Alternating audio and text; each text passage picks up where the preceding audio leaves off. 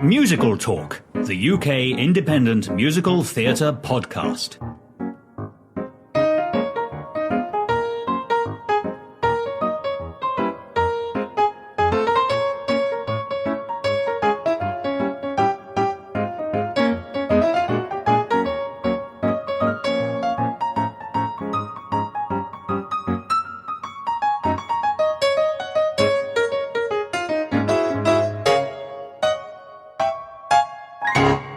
We're back at the Polka Theatre. I'm sitting here with Roman Stefanski, the Associate Director here.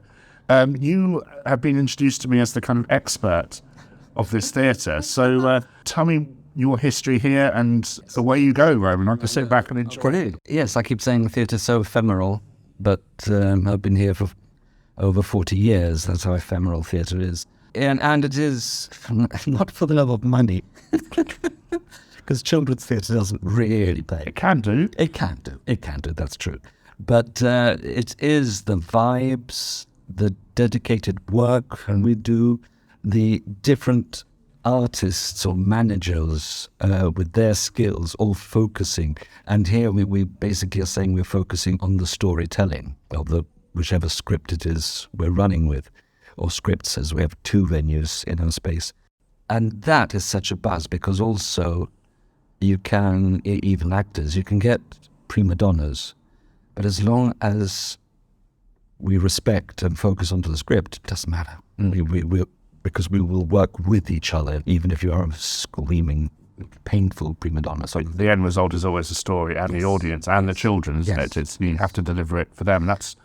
And indeed, sometimes it goes perhaps slightly squiffy when I think, hold on, the adults are definitely enjoying this.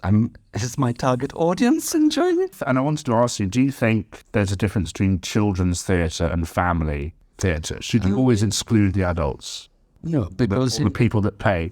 Exactly. I mean, but you're right, because they are the the children. The child doesn't bother to or can't buy the ticket. Hasn't got a credit card. In a way, this is the one business where the person that it's for isn't the person that buys the ticket.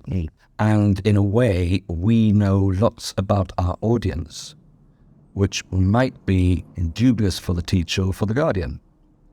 And they might not like it. So we have to do this thing whereby our posters, our publicity, etc., is cannily aimed for the adult to think this is best for the child.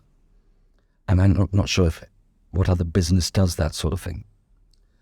So it is a delightful challenge, and luckily not my problem. This belongs to marketing. That's what's amazing. This is a living, breathing production house. Yes. Isn't it? So you have marketing, and we talked about last time, you have your own set. We spoke to the wardrobe department and things. And as I said before, this building, you wouldn't be listening to this podcast, listeners, if it weren't for this building. So take us all the way back to the beginning, right? And how this place started. Through a random set of circumstances away from the podcast, I met a woman called Vicky Ireland, who we might have on in the show in the future to continue this discussion. Tell us about her, tell us about the founders, tell us about you and your 40 years here. Yes, wow. Oh, history. So, actually it was my partner that auditioned for Polka and got accepted and did the tour. So Polka was a touring theatre company. I mean, it started in 1967. It was a puppet theatre, wasn't it? Yes, sort of, 50-50, always 50-50, shall we say. But Richard Gill is a magician, a magic circle, puppet master, director, and it is his brainchild, this building, which was Trinity Hall to the church next door. So Richard Gill was able to raise £275,000, and he got one or two key members who ended up all being long term. And and then everybody would be doing perhaps a box office, perhaps this, perhaps that. So it was a lovely, lovely start. And the place was one of those parquet floors, halls, with something like a stage that was ludicrously high. Temperance hall, perhaps, on a Sunday, I don't know. But it would also have tea dances on a Saturday, or perhaps badminton on a Thursday evening. And it was a wonderful that I would bump into, shall we say, OAPs coming up the stairs into the theatre, or just saying, I was here, 50 years ago, dating my wife, lead them upstairs, and there was, but this is where this.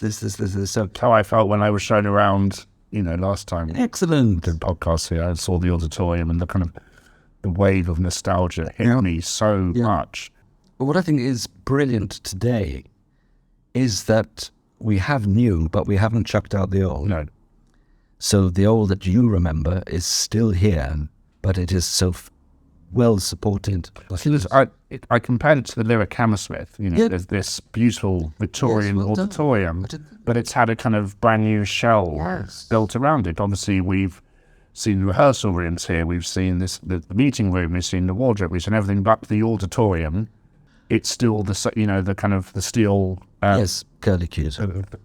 Curlicues. I remember those, and I want to go back to my memories here of certain shows that I remember seeing. The Firebird was one of them. Good grief! Well, my partner was in that. Lovely. I got scared every time the moon changed colour because it meant the witch was about to appear. The Giant Baby. Oh, that was great. What else have I seen? I specifically remember the Giraffe and the Pelly. Now, that was my show. And me. Now, there's one bit I remember. I probably repeated myself in the previous episode. I was at Chisholm Bedford Park School, and I remember specifically a child or someone saying, this building has as many, it can't have as many windows as insert school name here from school that I'm visiting. And I was absolutely blown away. Has Roald Dahl heard of my school? Is that in the book? And that for me sums up everything this theatre does. You are tailoring a production to the audience so it gets an emotional response. Yes. And I have never, nearly 40, I've never forgotten that. And we've since had Lawrence Owen on the podcast. Yeah, was in the show. He's now a writer as well. And singer, performer, soft jazz or something. He does lots of music and stuff. He has his own podcast called Mockery Manor and things. So it's, this is a lovely, so tell me about those, the Giraffe and Pelly Me specifically, because that was a musical, wasn't it? It was in effect, we do plays with songs. Yeah. We don't do the musical, but definitely plays with songs and skilled artists that can sing and act at the same time. It was like working out, okay, so how do I get the giraffe's neck to grow? And lateral thinking that we could use the trap system, and it just, the giraffe goes off into the wings, but now the trap opens and there's his head, and now that we can now extend right up the grid, and then going up the grid we then did it again, so that you had that sort of zigzag effect. The other hilarious story to this is that the buck stops here with Vicky and myself in so much understudying, because we can't afford understudies. So if somebody's sick, okay, Vicky and I will go on stage, book a hand, and stand in for it. And we beginning of the show, we say to the audience, show must go on, and but we're going to do it like this. You can wish us luck. Good luck. And they're on our side already.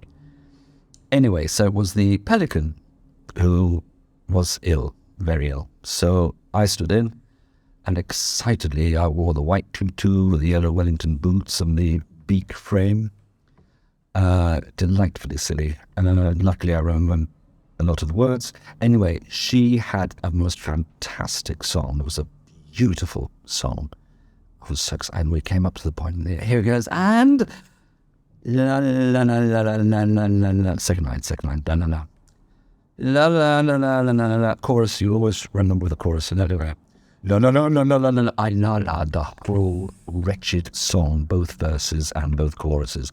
And weirdly, there were a pile of wriggling bodies at the back of the auditorium as the staff had come in to watch. Just Hysterics were they? Hysterics, they collapsed with laughter. So, come on, this is the fun that I've been working with for 40 years. The creative fun. And finding, even now with a show I've just done now, which is Night Before Christmas, and Demons Highway with Jack V. Giant. And they're a team of us, and you do need a bit of a turnover. You want new blood, etc. But at the same time, when you have a core of creatives, and Did you think it harks back to the rep days? Which is a hint, yes, there is a hint there, and the rep days are their skills, and it was a way of working, but it was also quality as well. I mean, high speed quality, shall we say? But definitely, and indeed, the original contracts for actors was the year touring, and you perhaps want to apply for the second year touring. And Richard found this place 78, 77, I think, and then they spent 2 years converting it, and then it opened up. And Richard Gill saw me in the mime show with my partner, and then a week later I got an invitation to join Polka. I've hardly auditioned in my career ever. Well, sometimes when you establish, you don't need to. I'm just going through this list now. I found the main house. So, for some reason, Kingfisher Pond rings a bell. That was mine. Where are we? So, let's go through. The Giraffe and the Penny and Me, that was 1992. And then again in 1999, The Wizard of Oz, I remember seeing. Yes. Did I see that? Was that Did you see me in it? possibly? I don't know. Yes, I was a straw man in one of the productions, but not in the later production, not in the earlier production.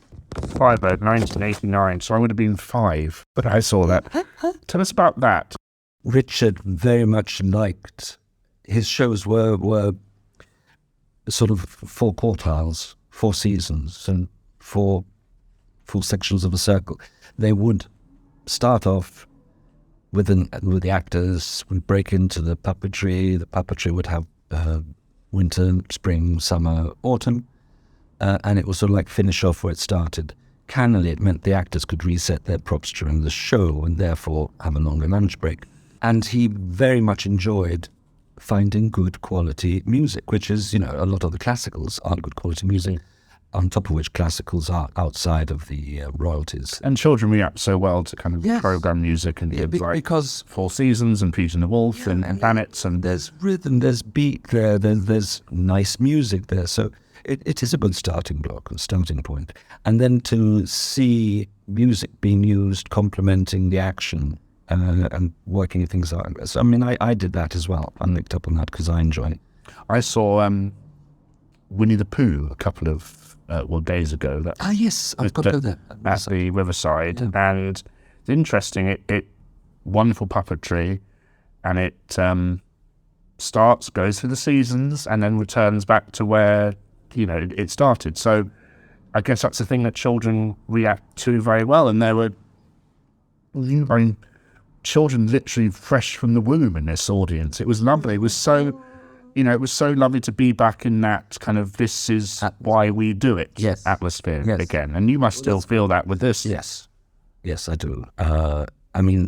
Especially with Night Before Christmas, this building reopened. Yeah. So I actually closed the building with The Wind in the Willows and then helped to reopen it. There was another small show to open the doors, but then I did the proper Christmas show as the first one to get the building back into action.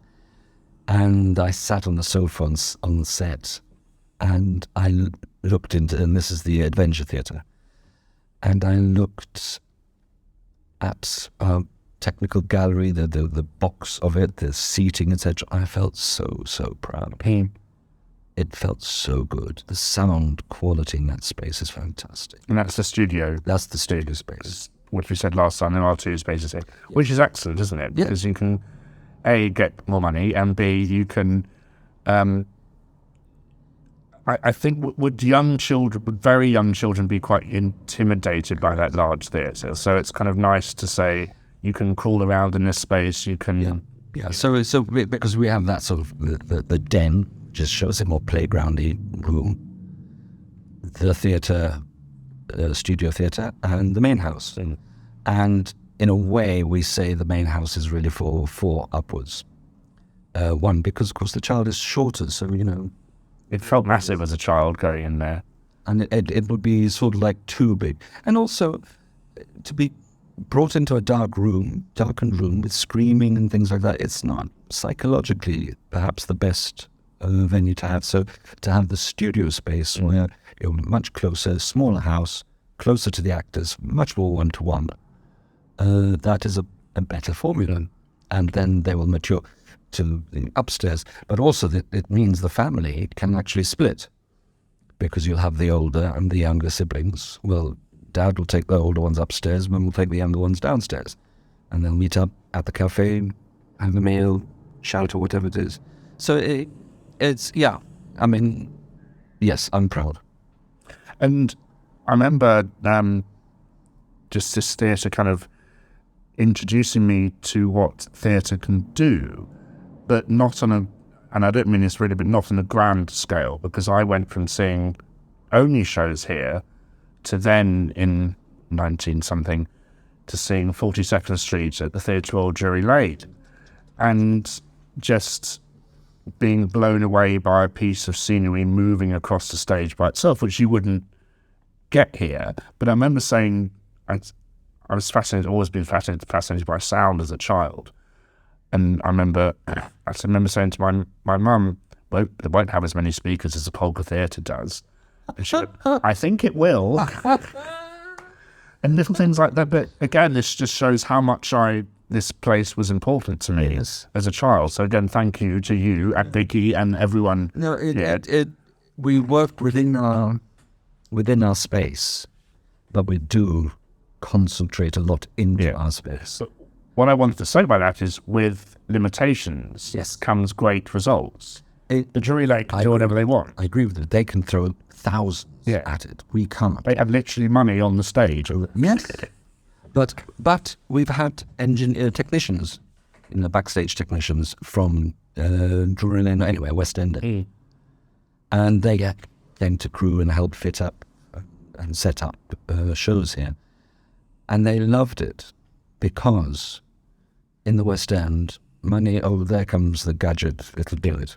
Here, no, scratch your head. How do we make this work? How do you make a giraffe's neck extend? And, okay, we've got strain, chicken wire, what else? Oh, fishing rods, tent rods. But it's also what a child would do. Yes. Because I made theatres as a child, and stuff, and you may have done the same, I don't know. But it's kind of, you have to appeal to that young brain to inspire them as to what theatre can do, and on the most basic level. And we do see a lot of, shall say, junk productions, and that for me is how dare you? But that for me is brilliant, because you'll see a colander on top of a kettle. The kettle is turned upside down, so there's the nose of the spout, the colander's the hat. The child can go home and play that, pull it out of the kitchen cupboards along with the bleach and the other things. Have a lovely meal. Don't do that to children. Can invent and create. So the bathroom, the kitchen, and the bedroom it's a gold mine of creativity for your storytelling. And because I teach puppetry, and because we specialize in puppetry here, and I keep telling, in effect, no, you're not going to be master puppeteers, but my raison d'etre is to make you not scared about, I can't do puppetry. I'm acting, yes, but puppetry and children. Because I keep reminding them that they were natural puppeteers. They've forgotten that when they were 18 months, sops and things, they had all sorts of things, tea parties, talks. They did invent the stories. And one thing I keep championing is storytelling in whichever media, whether it's dance, music, acting, cinema, things like that. We love a good story, and we'll feel it when it's properly presented. And we'll, inside, guts will be, it'll move, and you'll feel so good. And you can get away with simplicity of set, simplicity of design, if the story is good. The telling why the story is good. I will miss it. Well, I do miss it. The Woman in Black is so successful, I think, because there's a reason that was on the drama syllabus, because it is theatre in its most simplest form. Yeah. This is not a picnic trunk. This is a horse, because there's a sound effect of a horse and I'm jumping up and down. That is, and I wonder if all these directors nowadays, it'd be interesting to know if Stephen Malatrat or Matthew Warchus or, probably Trevor Nunn maybe came, is too probably old, but whether they came here and how influenced they were. They might have. But, for instance, Trevor Nunn did Blue Angel. Mm. And the veteran character actors were just inspired by the amazing Trevor Nunn at getting the actors to move the furniture and the seat chairs. Amazing, all done. Of course, when there's just 2.5 years, darling. And which makes me think, perhaps he came to see our show, as you say. Now he's doing that. So, there are only 7 stories in the world. There's only this, and it's the way, it's how do we do it? So when we do R&D, it's okay, well, we've done this, we've done that. And, we'll have that box of silk, cane, gaffer tape, elastic bands. Good piece all over again, isn't it? Yeah, totally. And experiment, because guest directors will come from all sorts of directions. How have, in your long career here, how have the audiences changed with, because kids are very much like their screens nowadays, and the thought of sitting in the theatre for 2 hours in the dark is probably not something they're as used to as... And let me tell you, is that a question? I think they've got better. Okay. Because our work is better. And what is so annoying is when people say, children can't concentrate. No, sorry. You can't give the right work to the child. So nowadays we have far more silence in the auditorium. And I had one character actress that came off the stage going, I'm doing something wrong. What's the matter? I can't hear them. What do you mean? I can't hear the orders. Have they gone home? No. They're out. Concentration. So wait a minute. They're sitting there, yes. They're not getting up and walking around. No. Do you think they could possibly be listening to you? Huh? Get up and carry on acting, woman. Appreciate your silent house. Silence is the biggest compliment. Okay. That's good, because, I just thought kids nowadays might be, as you said, they might be less interested in span of a gnat. Yeah. No, that is all false, truly false, and it is annoying because it does discredit the child. The child is a vacuum cleaner. It is sucking in information. You need to respect that and just give it a bit more time. So there's no namby-pamby pandering down, la-di-da-di-da. No. Make sure that your performance just has a better breathing, so the child can hear that, sort something through, carry on, because this is new. So there's got to be a mini moment without rushing the script on, so that now I'm getting confused, because of course I couldn't enjoy that because the script carried on and things like that. And, that causes confusion. So that, and writers finding a good, simple, positive word, simple writing, that is difficult. And you've got Charles Way. Philip Pullman, I directed 2 of his shows. We commissioned him. So he did 4 shows for us. Vicky did 1, I forget who did the other, and I did 2. So I did the Three Musketeers and Frankenstein. The writer, for us, is the kingpin. The script is sacrosanct, but that is the focus. So I get upset with the writers that just quickly give me a solution. Whereas Mr. Pullman went home, sat down, worked it out, saw the consequences of whatever it is, saw the fault, whatever it is, and came back and it was beautiful. So I have huge respect for it. What advice would you give for people that want to write purely for children's musicals and children's plays with songs and children's plays? Yes, plays and songs is difficult because music's been there again sort of thing. So that's another layer of difficulty. It's, for me, the magic word is simple. Which is very hard. Exactly. And also to just be aware, who is this for? Where is their horizon? So you, with your experience, with your worldly knowledge of your years of life, you have a richness that you're proud of and wish to communicate, and you have that horizon and you reach for the stars and things like that. The child is down here, totally bewildered by all the input. It needs something that is simpler and clearer. And again, this varies from age to age. Simpler and clearer. And their horizon is lower. It's not negative. So if you get them to tilt their head way up, what's that word? I've never heard of it. And, but it's a beautiful, yes. How do you explain that to the child and keep the story going?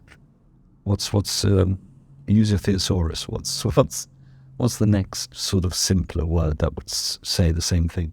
And in effect, I had that problem with Jack Big Giant, where we were really, it was rich, challenging, but I think we forgot the 4-year-old.